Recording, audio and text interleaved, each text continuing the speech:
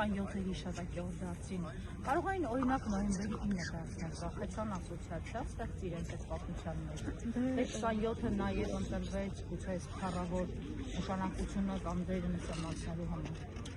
Այսպես իմ կարծիքով օտարածին իշխանությունից այլ բան սպասելի չէր։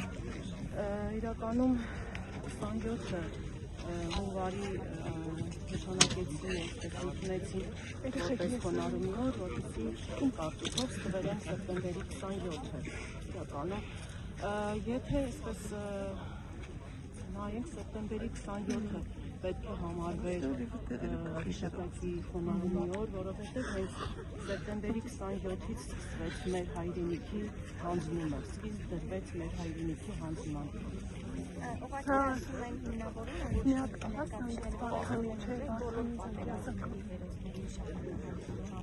Ես հասկանում եմ, բայց կարելի էր ավելի